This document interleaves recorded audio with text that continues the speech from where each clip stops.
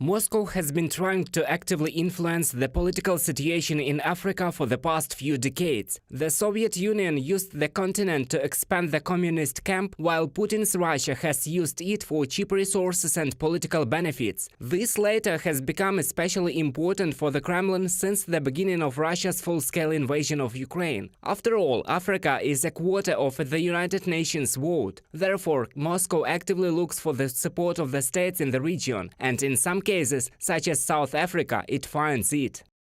Lavrov repeated well-known Russian lies, namely that the war supposedly is a defense against a Russophobic and fascist Ukraine supported by the West, and that it would serve to save civilians and to stop direct threats to Russia's securities at its borders. To this cynical caricature, he added the false claim that Europe and its partners are pushing for a military solution to the war, preventing diplomatic efforts. From the blog by Josep Borrell, High Representative of the European Union for Foreign Affairs and Security Policy, on the website of the Diplomatic Service of the European Union.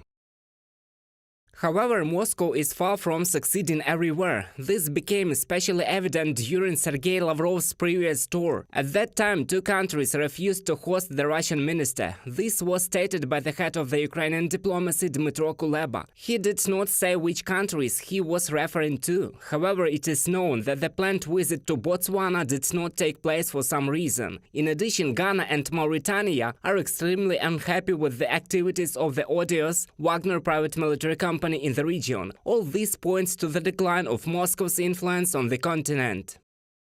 This is in principle a signal. Yesterday it seems that Russia unconditionally dominates Africa, doors open everywhere and everyone welcomes them with open arms. And then suddenly there are problems. Well, such is life. There are problems not only on the battlefield but also on the diplomatic front. Dmytro Kuleba, Minister of Foreign Affairs of Ukraine, in an interview with BBC.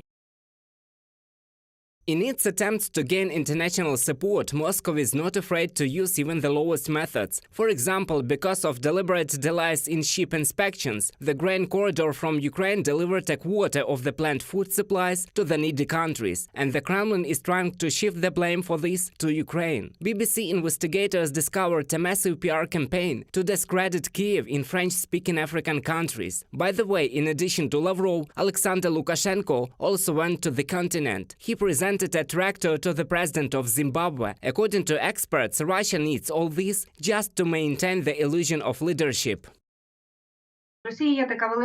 Russia has this rosy dream that keeps it going to become something parallel to the United States of America and unite this global south, the countries of Africa, the countries of Asia, and together with them that it would be such a bloc as a counterbalance to the Western world. Of course, it is working for its domestic consumer to show that sanctions are not working, that Western isolationism is not working, but that is not the case. We can clearly see the results. We know that it all works. If it were not working, Russia would not be so desperate to find partners in other parts of the world. While Russia is reducing its position in Africa, Ukraine is strengthening cooperation with the continent. Kiev has worked out a strategy for developing relations with African states. The head of Ukrainian diplomacy, Dmytro Kuleba, visited 5 countries of the region, and African heads of state had 18 phone conversations with President Volodymyr Zelensky. Reported by Roman Smoler, Danilo Kobza, UATV News.